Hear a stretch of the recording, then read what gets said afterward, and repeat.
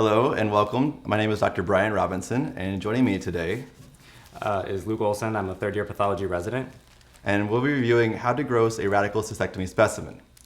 Now, as with most gross specimens, the first thing you want to know is the history of the patient, why this organ came to you in the first place. And so, Luke, what's the most common cause or reason for a cystectomy to occur? For muscle-invasive carcinoma. Right, muscle-invasive urothelial carcinoma. That will be the vast majority of reasons why you have a cystectomy specimen in front of you, but you always want to double check to make sure that is the reason. Occasionally you'll have bladders removed because of prostate cancer invading into the bladder. There's also non-oncologic reasons for bladders to be removed, such as refractory radiation cystitis or interstitial cystitis. So it's important to know why the specimen came to you before you start processing it. One other difference about bladders from many other organs in the body is that they come frequently with either prostate in men or the uterus and adnexa in females. So today we have in front of us a specimen from both a male and a female patient. And Luke, why don't you walk us through each specimen? Okay. So here we have the specimen from the male patient. It consists mostly of a prostate, which you can see right up in front here. And then in the back here is the bladder, which is hard to see now because it's all covered in fat. But those are the two primary components of the specimen. There are also, in the back, there are also seminal vesicles on either side. There's a ureter as well as vas deferens going into each side. So when orienting a bladder cystic prostatectomy specimen from a male, one of the easiest ways to help you orient anterior from posterior is to look at the peritoneal reflection and the seminal vesicles and vasa deferentia. So for instance, the peritoneal reflection is on the posterior aspect of the bladder, only much shinier and smoother than on the anterior surface. Additionally, if you can see through that peritoneal reflection, you might be able to see the seminal vesicles poking out here, which are a little bit more cerebriform in texture. And then anteriorly will be the majority of the prostate that you'll see. And again, as Luke mentioned, the bladder is hidden within a deep covering of fat. And so that will be more visible once we open the specimen. On the female specimen, one major distinction is that the entire urethra is removed. In contrast to the male, where the urethra is transected at the end of the prostate, leaving the penile urethra in place, in the women, the entire urethra is removed. So the urethral segment will be much longer and have at the very end the urethral opening, which is nice and lined by squamous mucosa. So Luke, why don't you point out some of the other differences about a female bladder specimen? So if we flip the specimen around, we can see here that there's a anterior vaginal cuff, which is a component of the specimen. There's also the cervix, the uterus, as well as bilateral ovaries on this side. If we look at this posterior aspect of the bladder, we can still see that there's that same peritoneal reflection that we saw with the other specimen that's preserved in this specimen.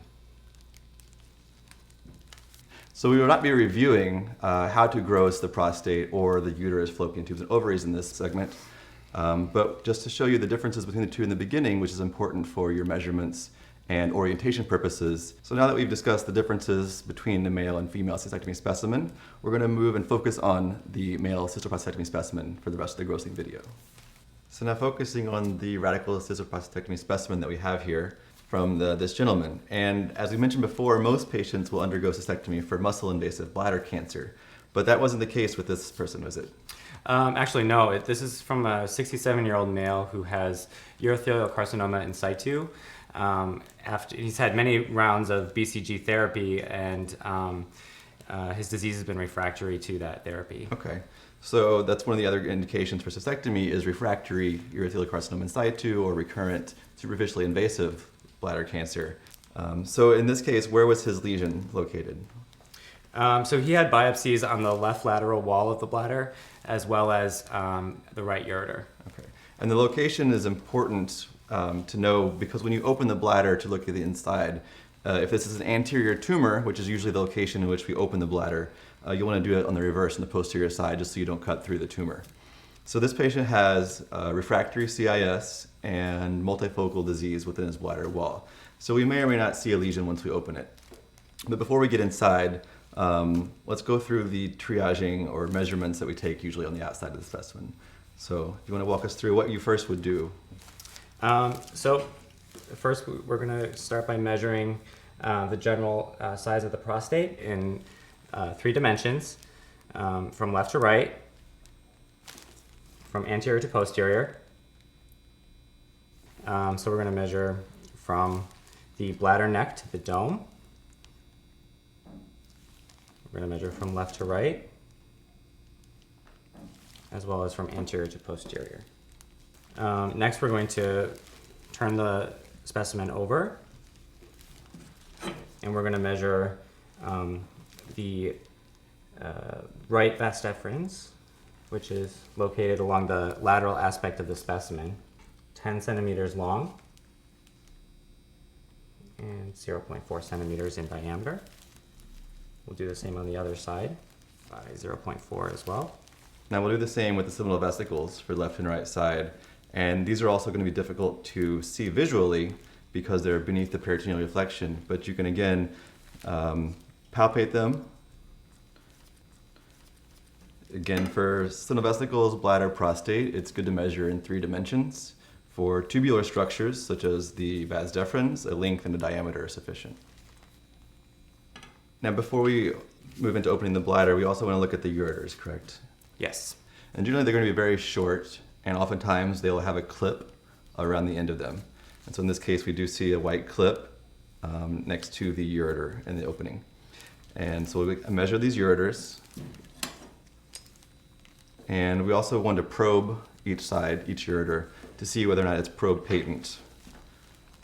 And with that, we're just trying to determine whether or not there may be a mass within the bladder that's obstructing the ureteral orifice.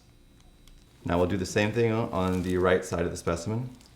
And do you notice anything different about this side compared to the other side?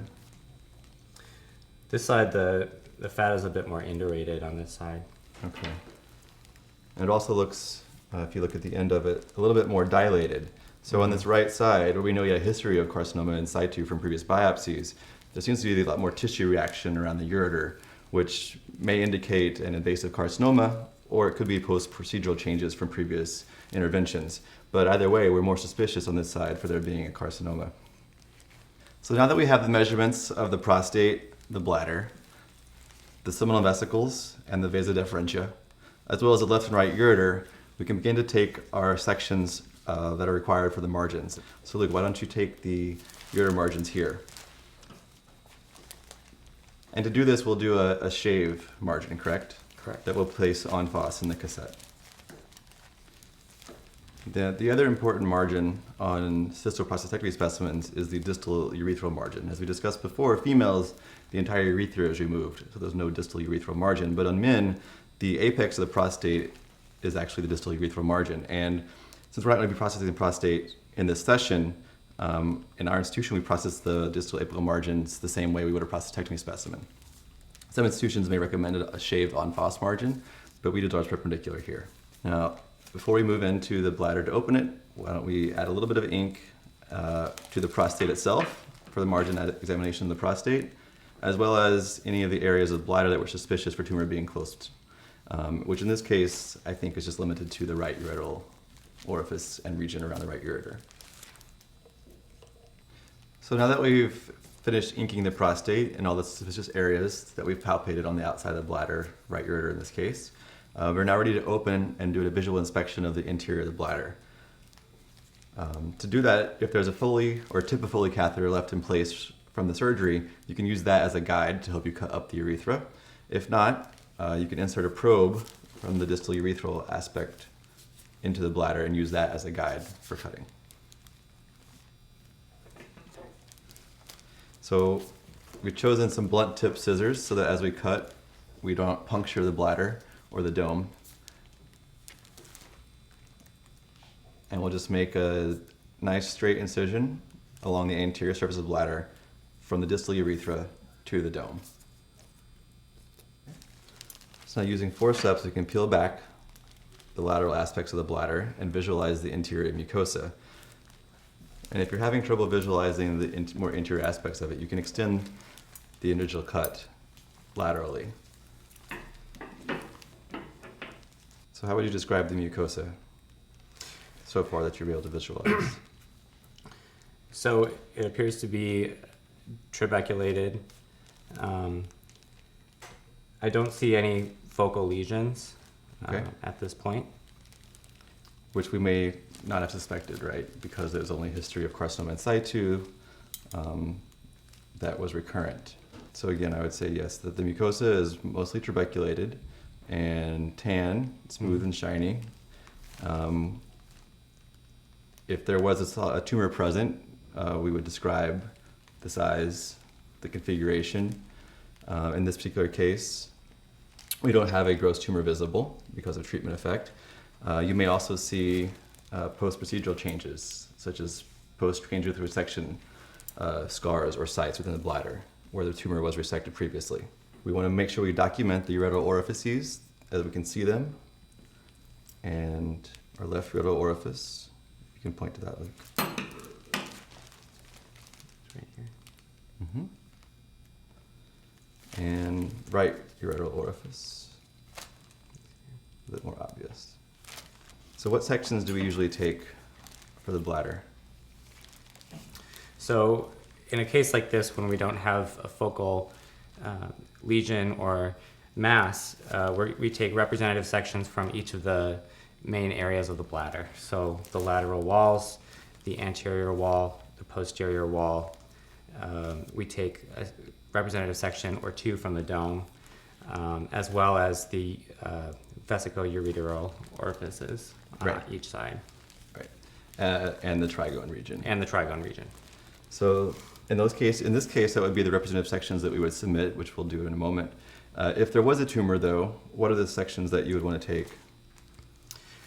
So we would want to take representative sections of the mass, up to about 5 sections or so. We want to take sections of the mass in relation to the vesicoureteral orifices, as well as the prostate. If it's extending into the prostate, we want to make sure we document whether or not it invades the prostate. Right, and that's important for staging, correct? Correct. And so as we take sections through the bladder wall, you would look to see the extent at which a tumor grows down. Is it going into the submucosa? Is it going into the muscularis propria? Or is it going beyond the wall of the muscularis propria, the wall of the bladder, and into the perivesical fat? And then, as Luke mentioned, any invasion of the prostate would increase the stage, as well as in a female patient, invasion of the uterus would also be important to document for staging purposes. So in this case, where we don't have a focal lesion, we will go ahead and make serial sections through the bladder that we can see lateral wall. It's important to do that to look at the bladder because in cases of transmural resection, where you may have a TUR site on the surface of the bladder that looks like there's no residual tumor left, on cross-section you may actually see residual tumor beneath that TUR site remaining in the wall or beyond. So why don't we grab our blade and start to section through. In general, I would start at the bladder neck and work outwards, essentially transecting the prostate from the bladder so that you can gross the prostate separately per protocol. And why don't we just show, as we remove the prostate, on cross-section we actually see better visualized the seminal vesicles that are posterior to the prostate, as well as the prostate gland itself. Our right lateral and right anterior portions of the bladder, left lateral and left anterior portions, as well as the dome, posterior wall, and the trigone or interureteric ridge. And here we better visualize the right ureteral and left ureteral orifice. So looking more closely at the ureteral orifices, we see the left here and the right here. And what do you notice about, now that we're getting a closer look at it, the area around the right ureteral orifice? It appears that there's some scarring along the posterior aspect of the bladder wall, extending to the lateral aspect over here. Correct. And so that thickened mucosa that's flattened and whitish, as you said, looks a little bit like it may be fibrotic or scar tissue. and likely that indicates a previous resection site from a transurethral resection. And we know that this patient had right ureteral CIS previously, that this may have been an area of previous resection, and that's the scars left behind. So that would be an area that we want to section extensively in this case to see if there's any residual CIS or underlying invasive carcinoma as we section through the bladder wall. The remaining mucosa seems clean, as we mentioned before, no areas of erythema, no mass-like lesions, relatively unremarkable aside from the tuberculation.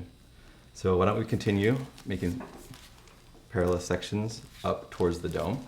We also want to keep in mind that when we're looking at the bladders, that urothelial carcinoma often is multifocal, and there may be multiple tumors within a single bladder that you want to document in each of those cases, the size, configuration, meaning papillary, ulcerated, plaque-like, as well as the depth of invasion of each focus of tumor.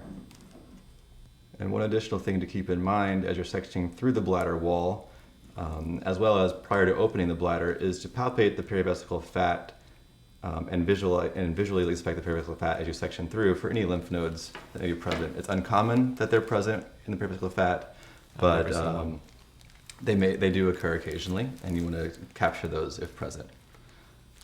So now that we've made perpendicular sections through the bladder wall, why don't we walk through each of the slices to see what we see on cross-section? And this would be the point where, if there was a tumor present, we would look for the depth of invasion.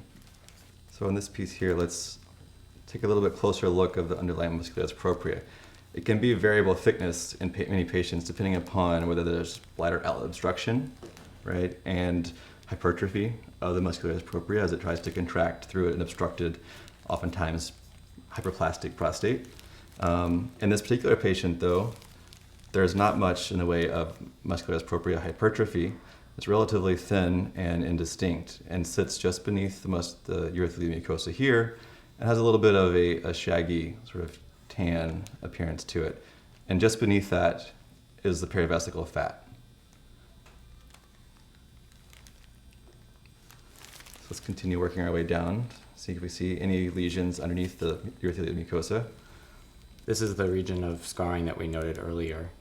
So if you look at the surface, again on this slice, we see that there's the more depressed, flattened area of thickened white mucosa, which indicates the scar or previous TUR site. And if you look at that on cross-section, you'll notice that there's actually fat almost going right up against to the mucosa, which also supports that this is a prior TUR site where the musculatus propria, which we see on this side here, more ragged, is now gone and has been resected previously to very thin scar. And now we're at the right ureterovesical junction. Where we see the ureter now exiting the bladder and would go up to the kidneys. And now we can see the seminal vesicles as well as the vas deferens more prominently. Vasa deferentia in the middle, and the seminal vesicles laterally on either side. So now why don't we go through and take the sections that we would like to see microscopically from this case. And as you're taking representative sections, you'll notice that Luke is trimming off the perivesical fat underneath it. And that's to help get it so that we're able to get two sections in a cassette, so more representative mucosa to evaluate. There's no need to take the full thickness, including all the perivesical fat beneath it, when you're just doing representative sections of unremarkable mucosa and bladder wall. So by trimming away that fat, we're able to consolidate two pieces into one cassette. When there is a tumor present, you'll want at least one section showing the tumor relationship to the deepest margin. And in that case, you will leave on the perivesical fat underneath the bladder wall in order to evaluate that.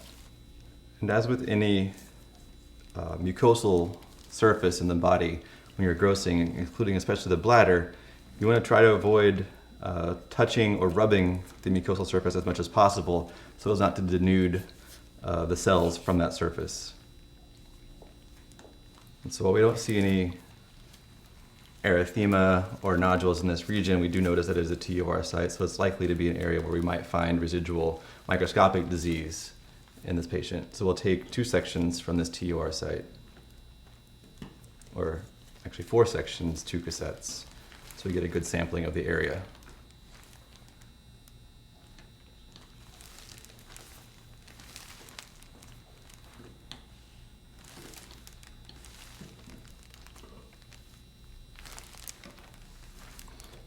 So again, trimming the perivesical fat so that we can fit more sections in one cassette.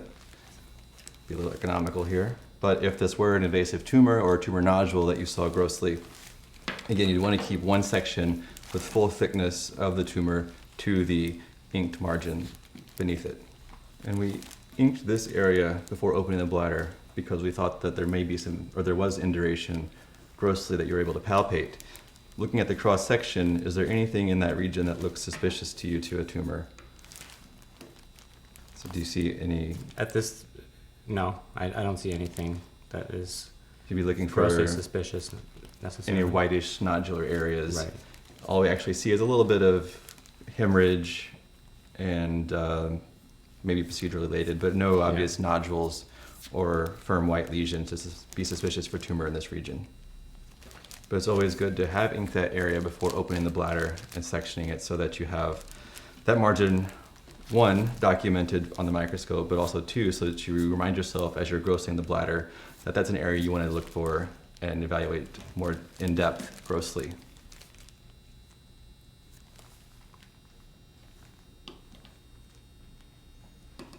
Okay, so now I think we've adequately sampled the bladder specimen.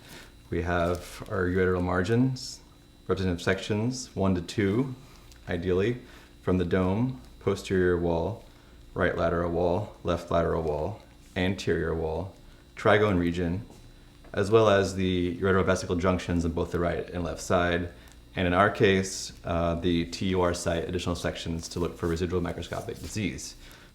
So as we saw today, we reviewed the process for grossing a radical cystoprostatectomy specimen. We started with the exterior examination, or actually we started with the clinical history because we wanted to know what's going on with the patient, why the surgery was done, if there was for tumor, where the tumor was originally, before moving on to the bladder itself and the prostate, doing measurements from the exterior surface, examining it for any irregularities that might represent tumor invading into the exterior aspects. After we measured the organs that were present, we inked the nearest margins that were suspicious. In this case, it was the right ureteral orifice region, as well as the prostate separately for examination. And then we opened anteriorly. And when we opened up anteriorly in this case, we were looking for any mucosal-based lesions, such as tumors or areas of erythema. In this case, what did we actually find? We found an area of scarring corresponding to the prior TUR site. So no obvious tumor residual in this case, but we'll look microscopically at the slides to see if there's any carcinoma in situ left behind. Again, if there were a tumor present, you want to document the size of that tumor in 3 dimensions, as well as its configuration. Is it a papillary tumor, or is it ulcerated? Is it plaque-like? As well as we make cross-sections through the bladder, looking at the extension of that tumor down into the bladder wall for staging purposes, as we discussed before, whether it's in the submucosa, in the detrusor muscle or muscularis propria, or beyond that muscle into the perivesical fat, or even potentially invading adjacent organs such as the prostate or bladder. Once we've inspected the mucosa and documented the presence or absence of tumor and all the characteristics that go along with it, we want to take adequate samples of the tumor. So as we mentioned before, usually 1 per centimeter, and those sections should include at least 1 section of tumor to adjacent normal mucosa, tumor to the nearest deep margin, tumor to the deepest invasion, and then an additional 1 to 2 sections of tumor to identify any heterogeneity that might be present. Beyond that, and what we did in this case, was primarily to take sections that are representative of the remainder of the bladder. Since the disease can often be multifocal, we want to evaluate all the regions from the dome to the trigone, from right to left, and anterior to posterior. And after submission of these sections, we'll look microscopically and finalize this report and release it to the patient with the final stage, grade, and any associated findings. I hope that you learned from this video today, and I'd like to thank you for watching.